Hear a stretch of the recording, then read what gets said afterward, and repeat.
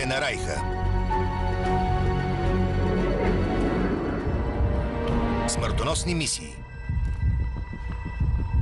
Някои важни битки се водят на тъмно. Тайни удари на неприятелска територия или на ничия земя, където детайлите могат да бъдат скрити или преиначени, за да обслужат целите на пропагандата и шпионажа. Това са любопитните истории на 4 прословути специални операции от Втората световна война, които не са били това, което са изглеждали. Дръзкото на вид отвличане на Мусолини от планинския връх е по-скоро самохвалство. Как един хитлеристки пазач е бил спасен от злощастен избор на оръжие, а след това става жертва на собствената си арогантност и на един микроб. Един скок в леговището на многобройни германски сили.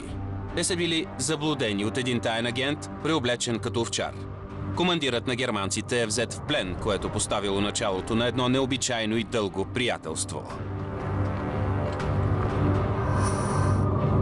И върколаците, които скочили от небето и се появили в една тъмна гора. Тяхната съпротива е била нищо повече от една илюзия, приключила с напразни жертви последните дни на войната. Първата ни история започва през 1938. Италианският диктатор е един от първите лидери, които подкрепят Хитлер след анексирането на Австрия. Щастлив съм, че мога да наричам този велик мъж мой приятел. Водачът на фашистите в Италия застава твърдо зад Хитлер, който няма да забрави неговата преданост. Това е бил решителен момент за Хитлер, който казва, че през 1938 аз никога няма да забравя това. Няма да забравя, че ти се отвърна от победителите Първата световна война и застана на моя страна. Това е била много важна дата в техните отношения. Няколко години след това късметът започва да изневерява на силите на уста, които заплашвали да завладеят целия свят.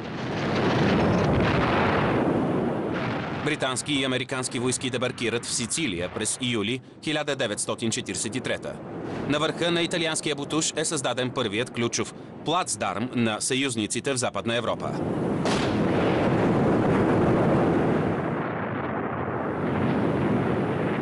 Съюзникът на Хитлер е застрашен. Италианският полуостров е заден двор, през който съюзниците могат да проправят пътя си към Балканите и към самия Райх.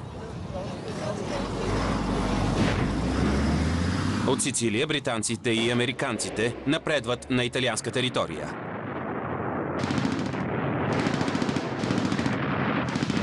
За подсилване на слабата и уязвима защита на страната са изпратени германски войски.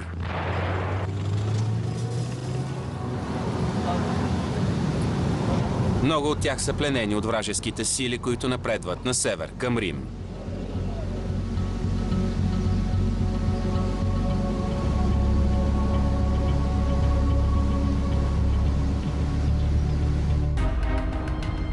Италианският крал Виктор Емануил III си е сътрудничил с Мусолини.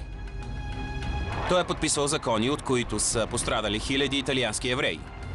Когато ходът на войната се обръща, кралят също се обръща. Той назначава бившия генерал и колониален губернатор Пиетро Бадолио за министър-председател. Тези, които някога са крачели редом с Мусолини, се обръщат против него.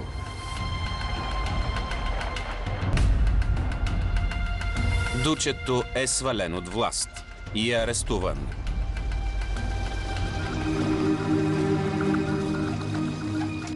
Хитлер държи на своето обещание. Той няма да изостави своя фашистски съюзник. Фюрерът иска един бронетанков полк да щурмува Рим и да арестува цялото италианско правителство. Неговите генерали го убеждават да почака, докато бъдат изпратени по-големи сили. Хитлер обаче е решен да спаси своя другар. Той е стар мой партньор и аз трябва да го спася. Хитлеровият план ще издигне репутацията на един почти неизвестен австрийски нацист, който няма голям опит, но е много амбициозен. Капитанът от СС Ото Скорцени. Когато станало ясно, че ние трябва да спасим Мусолини, германските парашутисти заявили, че могат да се справят с това. Химлер решил, а и Хитлер е бил на същото мнение, Скорцени да вземе участие в операцията само като наблюдател. Италия си сменя съюзниците, но нацистска Германия все още има уши и очи в цялата страна. Агенти проследяват Мусолини до Апенините в Централна Италия. Германците са имали много добро разузнаване. Те са прихващали телеграми и са имали агенти в цялата страна. 2 дни след като Мусолини е бил преместен от един от италианските острови в хотела на Гран Сасо, това вече е било известно на германците. Издигащият се на платото Гран Сасо скиорски хотел Кампо Императоре заема стратегическа височина. Надзирателите на Мусолини могат да видят приближаването на всеки потенциален нападател. Освобождаването му е предизвикателство дори и за съвременни командоси. През Втората световна война германските парашутисти не разполагат с хеликоптери. Урих Вегенер е основател на западногерманския антитерористичен отряд през 1973. Ветеранът от специалните части има богат опит и може да оцени операцията по освобождаването на Мусолини. От тактическа гледна точка, мястото, на което италианците са го държали, бил добър избор. Било е почти невъзможно да се доближи незабелязано хотелът, в който е бил затворен дучето. Новата италианска администрация смята, че нейният затворник и бъдещето са в опасност. Конвенционалните германски сили се опитват да спрат надпреварването на съюзниците на Апенинския полуостров. Британски и американски части се устремяват напред след десанти в Калабрия и Салерно. Бившият съюзник на германците в безпорядък и тежестта на бойните действия пада основно върху германските окупатори.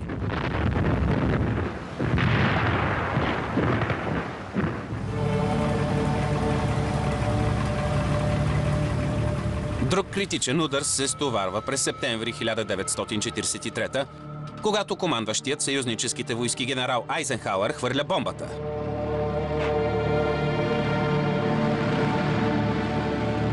Италианската администрация е капитулирала и се е съгласила да предаде Мусолини на съюзниците, но по-голямата част от Италия е в хаос. Рим не е в безопасност.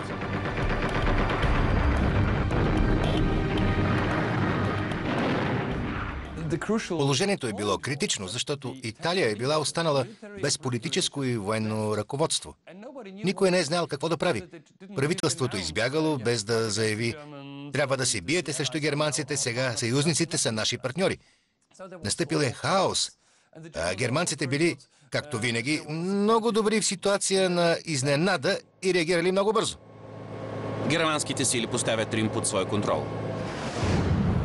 Италианският крал бяга със своя министър-председател в окупирания от съюзниците пристанищен град Бриндизи. Хората в Италия са оставени да се оправят сами.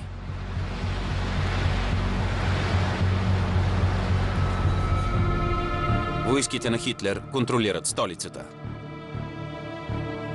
Сега той може да се съсредоточи върху спасяването на своя стар приятел, падналия диктатор Мусолини, от неговия планински затвор. Ще бъдат изпратени елитни парашутни части, които ще измъкнат дучето от предателите, държащи го в планините на Централна Италия.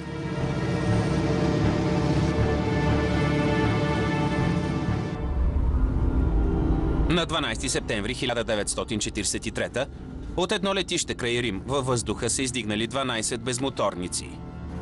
На борда на един от тях се намира един специален наблюдател, сравнително неизвестният капитан от СС Ото Скорцени. Спасителната операция ще превърне виенският есесовец в център на вниманието. Скорцени ще се погрижи да бъде в центъра на обектива, когато заработят камерите на пропагандата.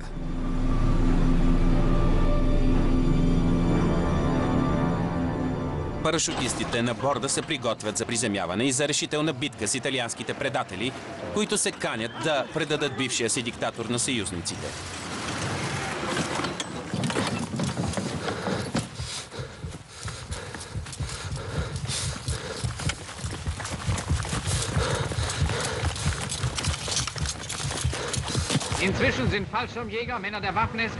Очевидно, внушителната дръзка и най-важното успешна спасителна операция е заснета за тържествуващите нацистски кинопрегледи.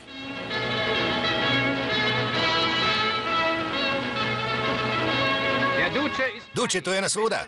Частите от силите за сигурност, СС и парашутистите са изпълнили заповедта на фюрера. Ляво на Дучето, капитанът от СС, Скорцени, който измъкна Дучето от затвора. От германските кинопрегледи излиза, че всичко е направил Скорцени. Бихме могли да кажем, че цялата операция е била проведена от парашутистите на Луфтвафе, а той бил само наблюдател, но има едно но. Скорцени е бил първият човек, който е говорил с Мусолини. Ролята му от тази на наблюдател се е превърнала в ключова, защото той е бил първият, който е влязъл в хотела. Дръзката акция не е била това, което е изглеждала. Ото Скорцени си присвоява славата, а парашутистите освобождават Дучето без нито един изстрел. На снимките ясно се вижда, че италианските войници са въоръжени.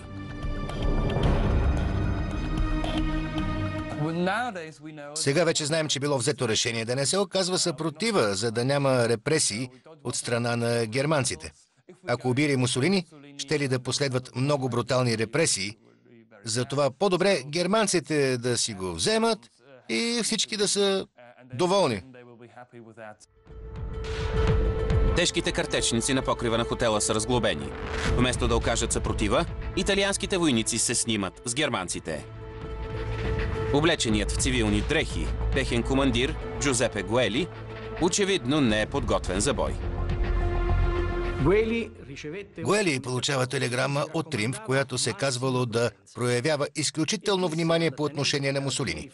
Той е казал на старши офицер, че тази кодова дума е била съгласувана предварително. Имало е заповед от Вътрешното министерство да се остави Мусолини на германците, без да се даде и един изстрел. С това шоуто не приключва. Мусолини трябва да бъде откаран в Рим с един малък разузнавателен самолет. Неговите спасители трябва да останат на място. Но един от тях намества голямото си тяло до падналия диктатор. Обикновено не се допускали пътници в този малък самолет. Скорцени е бил доста тежък, поне 100 кг, и самолетът бил претоварен. Пилотът все пак успял да ги закара до Рим, но ситуацията била наистина опасна.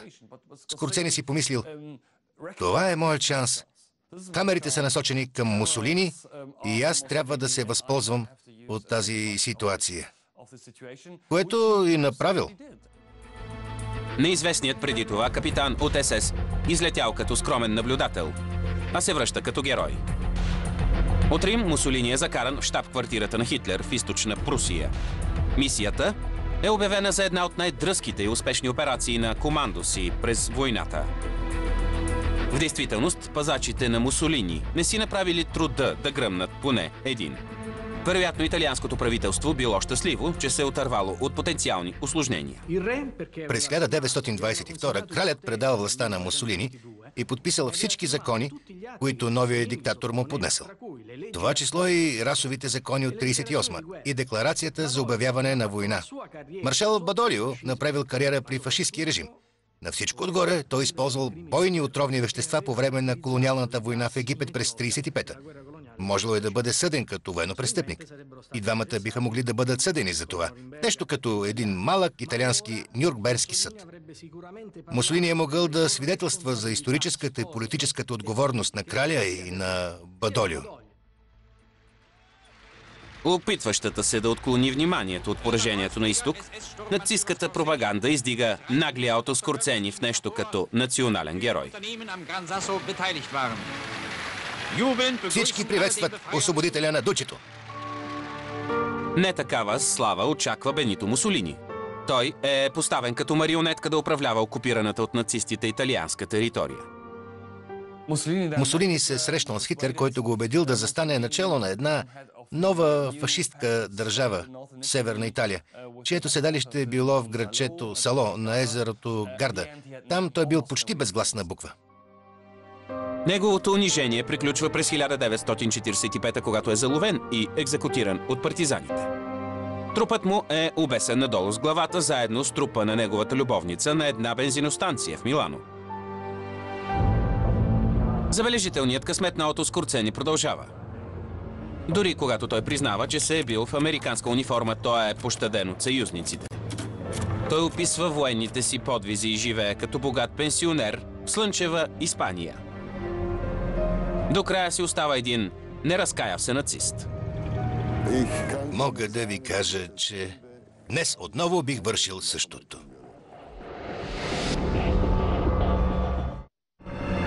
Много известни есесовци като Ото Скорцени преживяват войната, но в окупираните от нацистите територии като бивша Чехословакия хиляди са измъчвани и убити от германските окупатори. През 1941 шефът на главното управление за имперска сигурност Райнхард Хайдрих управлява така наречения протекторат с желязна ръка. Историята трябва да описва Хайдрих като едно чудовище. Хайдрих е бил ключова фигура в СС. Бил е шеф на тайната полиция, на политическата полиция, бил е организатор на Холокоста. Бил е председател на Ванзейската конференция през януари 1942, където една сутрин са решили как да се освободят от евреите в Европа. На стотици километри оттам в Лондон се изготвя план за елиминирането на безмилостния Хайдрих. Той е бил ключова фигура, символ на нацистския режим и те казали, трябва да го убием. Идеята Хайдрих да бъде убит възникнала в Лондон през 1941. Тя била плод на мисленето на чешкото правителство в изгнание, в частност на президента Бенеш и особено на неговия шеф на разузнаването, Моравец. А ако се замислим какво е било положението в Прага през пролетта на 1942, ще видим, че това е било мирно време. Цялата чешка икономика е работела за нацистите, особено оръжейната индустрия. Казали са си, трябва да направим нещо. Не може чешкият народ да си сътрудничи с нацистите и да работи за тях. В Лондон е витаяло чувството, че чешкото правителство в изгнание губи позиции, губи доверие в очите на съюзниците. За да си върне доверието, администрацията в изгнание се обръща към британското правителство и по-специално към управлението за специални операции – УСО. УСО е било създадено през 1940 година. Неговата задача била да окуражава съпротивата и да извършва саботажи на неприятелска територия. Когато се е създавало указанията на Чърчил, били УСО да подпали Европа. В този случай един от най-известните палачи на Хитлер ще бъде подпален от чешки агенти, обучени в Британия. След интензивни тренировки в УСО са избрани двама души, за да извършат убийството. Сержант Ян Кубиш и Йозеф Габчик. Тяхната цел е Хайдрих, страховитият райхспротектор на Бохемия и Моравия.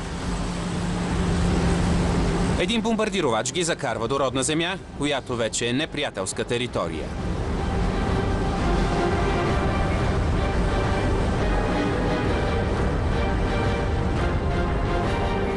След много време, усилия и разходи, чешките атентатори са снабдени с едно сравнително ефтино и не съвсем надежно оръжие – картечен пистолет Стен.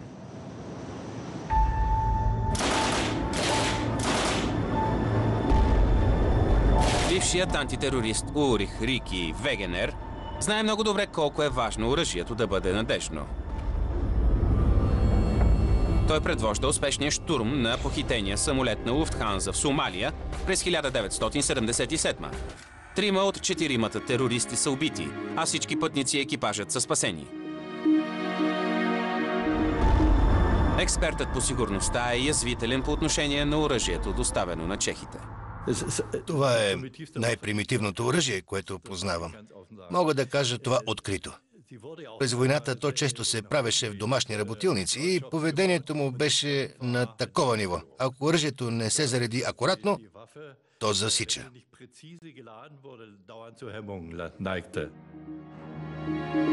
Чешките агенти успяват да се доберат благополучно до Прага със своите примитивни оръжия. Към месец май 1942 те са в столицата от 6 седмици, изучавайки маршрута на Хайдрих по пражките улици.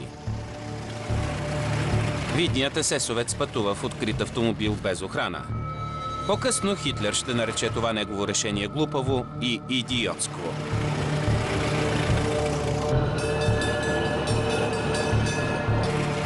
Убийците чакат на един остър завой, където шофьорът трябва да намали скоростта.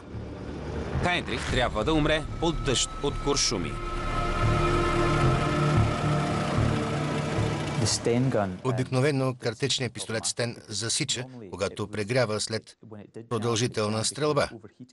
Тогава обаче той засякал началото, когато се опитали да открият огън с него.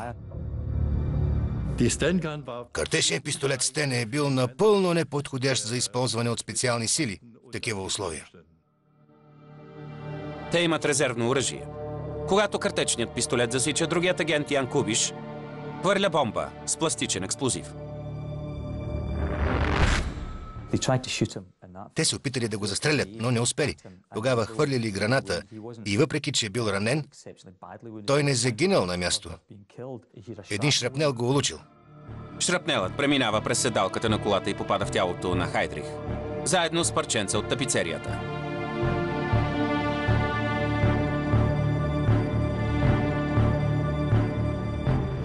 Въпреки раната си, есесовецът се опитва да стреля по нападателите си, но чешките агенти успяват да избягат с велосипеди.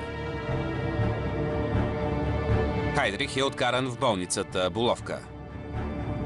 В Прага са изпратени най-известните нацистски медици, сред които и личният лекар на Хитлер, Теодор Морел.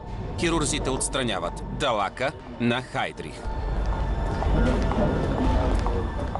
И 99% от хората отстраняването на далака се понася леко и то не води до някакви остри усложнения. Първоначално изглежда, че операцията е успешна. Райхспротекторът на Бохемия и Моравия седи изправен в леглото и се наслаждава на закуската, когато изведнъж изпада в кома, от която не се събужда. Той е безмилостният шеф на имперската безопасност, който настоява да пътува в открит Мерцедес. Неговата арогантност се оказва фатална. Един мъничък фрагмент, вероятно от кожената тапицерия на седалката, поваля един от най-страховитите фанатици на Третия райх. Предполагаме, че шрапнелът е вкарал в ранната част от конските косми, с които е била тапицирана седалката. Въпреки че са извадили шрапнела, тази малка частица конски косми е предизвикала отравяне на кръвта. Това го е убило. Мисията е била изпълнена, макар и не точно както е била планирана. Записките от аутопсията на Хайнрих показват, че лекарите са знаели за замърсяването на раната и опасността от инфекция. Било ли отравянето на кръвта на Райхспротектора случайно? Секретният британски център за химически оръжия Портън Даун край Солсбъри започва да експериментира с биологични оръжия през 1940. Един от неговите служители предполага, че центърът може да е играл някаква роля. Той е снабдявал агентите на УСО с гранати с ботулинов токсин, по-известен сега като ботокс. Мисля, че е малко вероятно да са използвали токсини при убийството на Хайдрих. Няма доказателства, които да потвърждават това. Ботулиновата бактерия трябва да се съхранява внимателно. Агентите, които прибивават в Прага в продължение на много седмици преди атентата, едва ли са могли да направят това. Бомбата, която използват за убийството на Хайдрих, е обикновена бомба, а начинът, по който умира, не съответства на отравяне с ботокс. Отравянето с ботокс, както знаем днес, води до бърза респираторна парализа. За няколко часа до 2 дни. Самият факт, че състоянието му се подобрило, след което отново се влошило, противоречи на тази теория. Верният ученик на Хитлер и архитект на Холокоста е почетен с публична погребална церемония в Берлин.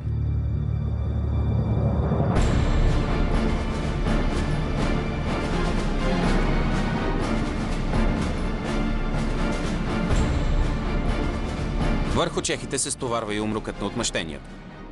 Грешна разузнавателна информация свързва убийците с селцето Лидице, което е напълно разрушено.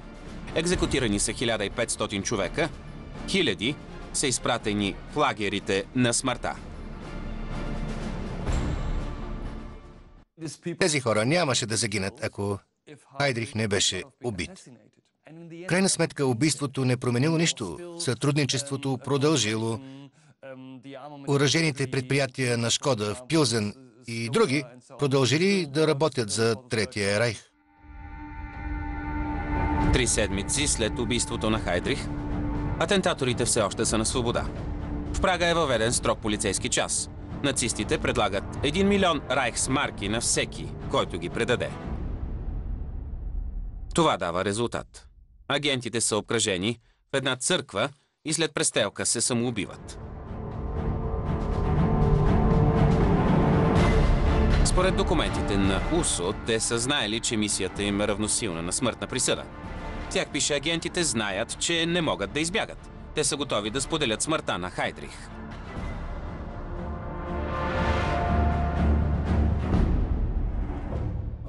Лично аз смятам, че е забележително, че са стигнали толкова далече.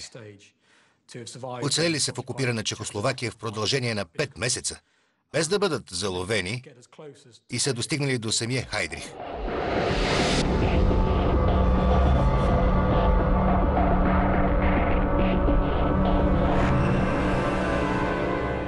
Такива мисии на живот и смърт са скок в неизвестното. За разлика от обикновените войници, агентите от британското УСО не могат да се надяват на никаква милост, ако бъдат заловени. Много смели агенти на УСО, на които е заповядано да подпалят Европа, сами загиват в големия пожар. Времето за оцеляване на един радист в окупирана Франция се оценява на само 6 седмици. През войната британските саботьори постигат няколко зашеметяващи успеха. Един от тях е едно дръзко похищение в окупирания от германците остров Крит. За германците Крит има важна стратегическа роля. То е предмостие към Африка и потенциална въздушна и военноморска база за защита на нефтените полета на север.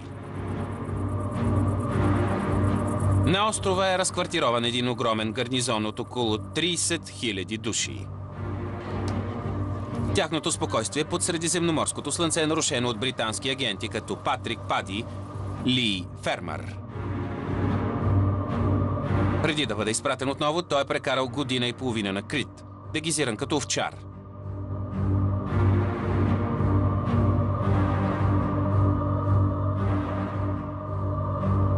Говорещ свободно гръцки и немски, той има знанията и уменията да осъществи един зашеметяващ удар. Неговият план е бил да отвлече генерал Мюлер, бруталният и неприятен командващ на силите в Крит.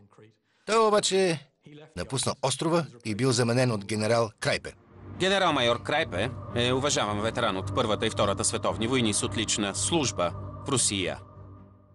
Крайпе е бил по-малко неприятен, но за целите на пропагандата стойността на едно успешно отвличане е била значителна. Това е било по времето, когато британците и съюзниците планирали нахлуване в Европа. Всички тези операции в Средиземно море са имали за цел отвличане на вниманието. Идеята е била да се изтеглят германски войски от Западна Европа, като се заблудят германците, че нахлуването ще бъде на Балканите. След ужасите на източния фронт, генерал-майор Карл Хайнрих Крайпе се радва на комфорта на една огряна от слънцето вила край древните останки на Кносос. Командирът на гарнизона се прибира всяка вечер в 8, без да знае, че е следен от британски агенти и техни местни помагачи.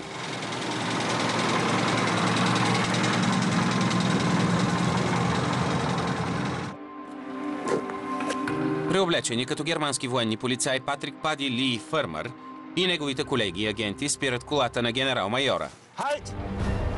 Заслужилият командир от Вермахта, който е водил и оцелял в тежки боеве във Франция и Русия, е заловен с лекота. Неговият шофьор също е заловен и по-късно убит.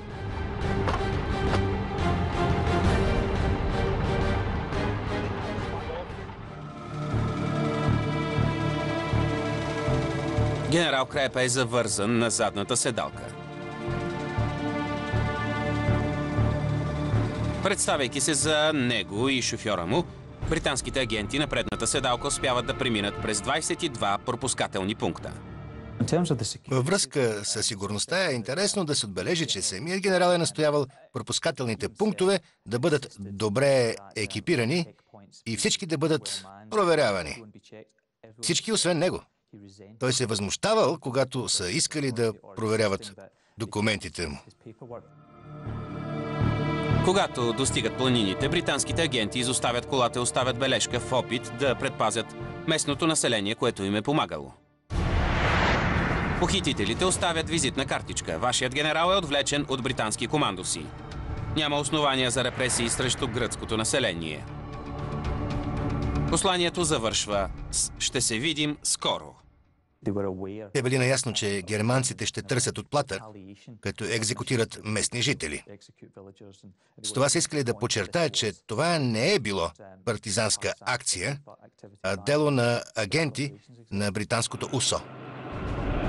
Това не подействало. Едно планинско село, заподозряно в сътрудничество с британците, е опразнено от жителите си и унищожено. Организирана е мащабна издирвателна операция, която не успява да открие командващия, нито неговите похитители от УСО. Британските агенти превеждат своя пленник през изолиран и суров терен във високата 2500 метра планина Ида.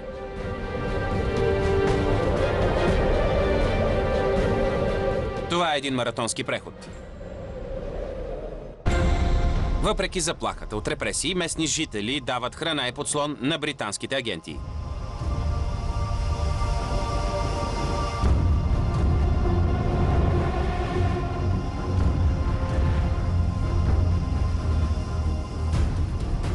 Хиляди бойци прочистват острова, а разузнавателни самолети го претърсват по въздух.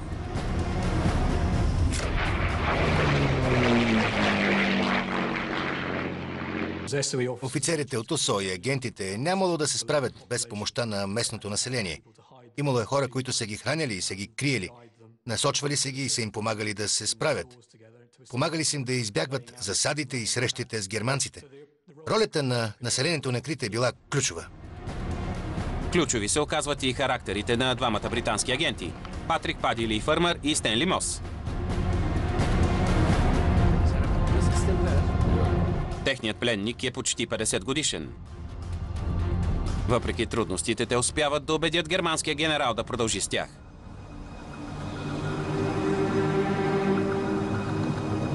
След като бягат в продължение на 3 седмици, те най-после достигат южното крайбрежие за среща с кораб, който ги откарва в Кайро.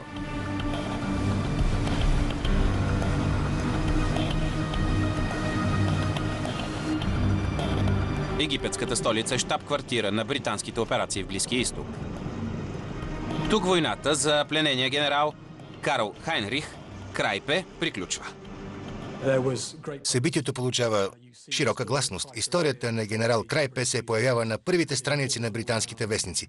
Британците се възползват максимално от нея. Моси, Ли и Фармър са наградени с медали за храброст. След разпит в Кайро, генерал-майор Крайпе е прехвърлен в лагер за военнопленници в Британия. Той е освободен през 1947.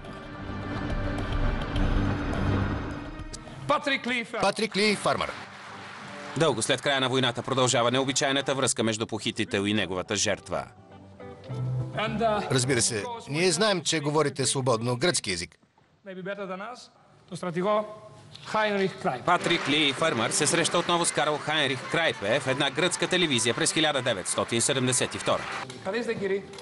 Една топла среща между двама бивши неприятели, които се поздравяват взаимно за красивия начин, по който са остарели сред преживяното изпитание в планините на Крит.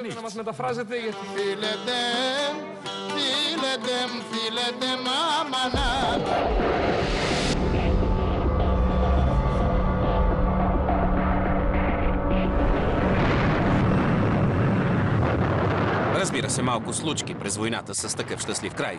Особено сред тези, в които са замесени шпионаж и убийства. Към края на 1944 съюзническите сили достигат до западните германски градове. Нацистските защитници са отблъснати назад след упорити боеве по границите на Хитлеровия рай. Ахен е първият германски град, който пада в ръцете на съюзниците. С наближаването на краха, отчаяният нацистски режим затяга хватката си върху населението. Нацистското движение, нацистската партия е упражнявала все по-голям контрол върху държавата и върху хората чрез методите на терора. Всеки, който е казвал, войната вече свърши, е щял да си има неприятности.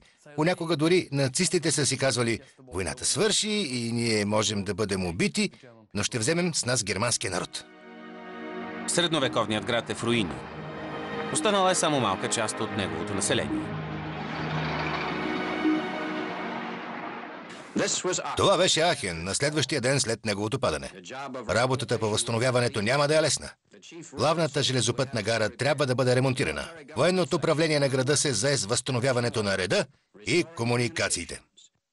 Редом с пътищата и железопътните линии, съюзниците трябва да възстановят цивилната администрация и да наложат някакъв ред сред опустошенията от войната.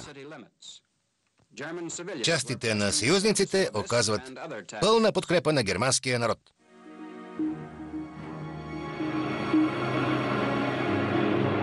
Американците решават да назначат кмет – Франц Опенхоф. Той е юрист, католик, сравнително необвързан с нацистския режим.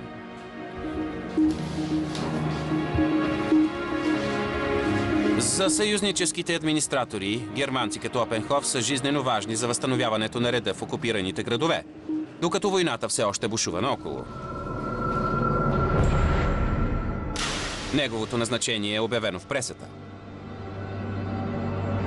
Но за фанатични нацисти като шефа на СС Хайнрих Химлер, такива колаборационисти са предатели, които заслужават смърт. Германският народ е принуден да вземе участие в една последна битка на живот и смърт срещу съюзниците. Те се опитали да прокарат идеята за една идеологическа война. Война до последния куршум, до последния човек. Проблемът бил, че германският народ не бил много убеден. Той е възприемал Запада така: да, лошо е, че загубихме войната, но не е най-лошото нещо, ако те хванат американци или британци. Непримиримите нацисти искат да сломят тези пораженчески настроения чрез терор. Те мечтаят за едно съпротивително движение, наречено Върколак. Приказният замък, Хюхарт край Дюселдорф, се превръща в леговище за върколаците. Група от бъдещи убийци, на която е заповядано да ликвидира назначение от американците кмет на Аахен. Така нареченият отряд Върколак ще всява страх и терор, изпращайки ясно послание до предателите, които се осмеляват да сътрудничат на съюзниците. Хайнрих Химлер вече е набелязал първата жертва – злощастният кмет Франц Опенхоф. Ако ще сътрудничиш по този начин, ние ще те убием. Ние водим жестока битка, още не сме изгубили войната. Крайната победа ще бъде наша и ако ти се каниш да сътрудничиш, ние ще те убием. Един диверсионен отряд, включващ членове на Хитлер-Югент, един офицер от СС и една жена, Илзе Хирш, планират убийството на Франц Опенхоф. Назначеният от американците кмет обаче е в окупирана територия. Върколаците трябва да преминат през съюзническите линии. Съществувал е проблем как да стигнат до окупираните територии през фронтовата линия.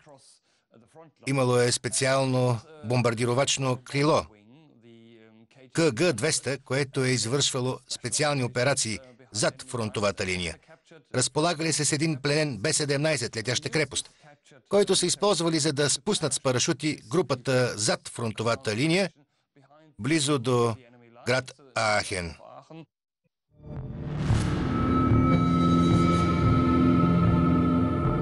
Убийците прелитат границата и навлизат в Белгия.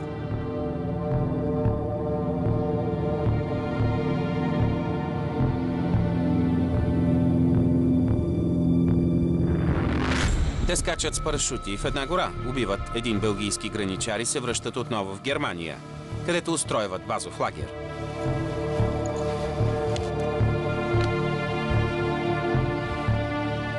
Оттам жената в групата Илзе Хирш увежда убийците към дома на Франц Опенхоф.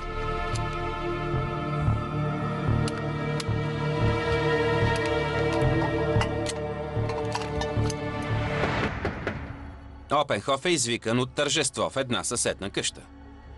Убийците се представят за свалени германски пилоти, които търсят фронтовата линия.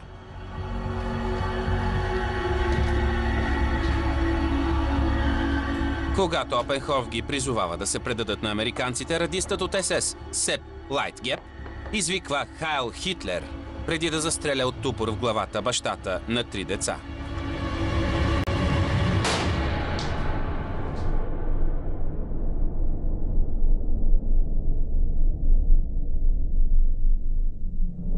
Командосите върхолаци изчезват в нощта.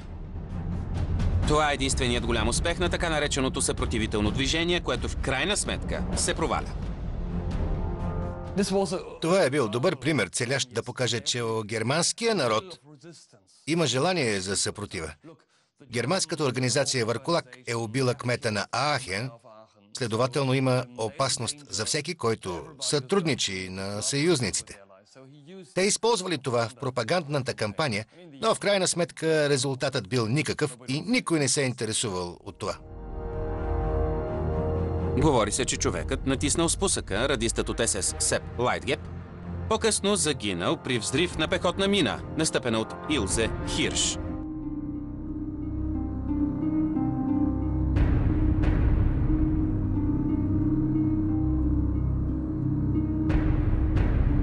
Хирш и 3 от нейните колеги атентатори оцеляват. В крайна сметка са арестувани, съдени и осъдени. Никой от тях обаче няма да прекара дълго зад решетките.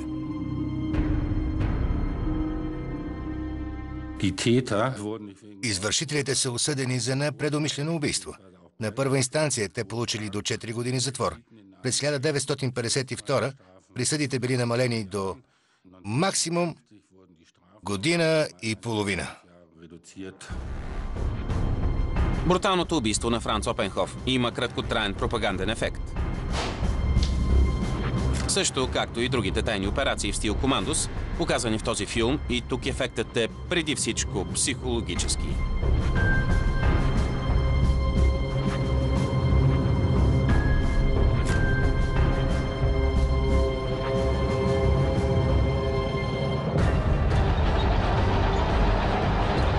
Никой от тях не оказва съществено влияние върху изхода на войната. Война, която е спечелена в конвенционални битки на фронтовата линия и победи в небето и на територията на хитлеристския рай.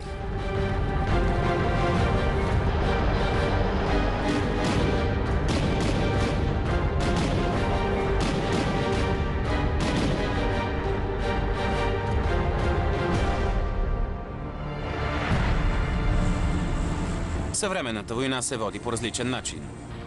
Понякога от разстояние или от малки ударни групи, проникващи и измъкващи се в и от неприятелска територия. Правилата също са променени. Самоделни взривни устройства. И терористи-самоубийци се използват на места като Афганистан, където врагът се крие сред местното население. Къде е фронтовата линия в наши дни? В много случаи е много трудно да се определи бойното поле. Голяма част от законодателните норми и конвенциите, свързани с воденето на бойни действия, са по на 60, 70 и дори 100 години. И много от тях са неприложими днес. Трудно е да се каже, законна цел ли е един командир от Ал-Кайда, който живее в Пакистан и е шеф на една глобална мрежа, но не е глава на държава. Имате ли право да го преследвате и да го убиете? Светът се променя и съвременната война също. Появява се един нов вид тайна война. Война без фронтови линии, където елиминирането на врага може да изисква операции далече от дома и където законовите и политическите граници се размиват. Подобно на диверсионните акции от миналото, съвременните така наречени операции на специалните части имат една обща цел – да покажат на неприятеля, че няма къде да се скрие.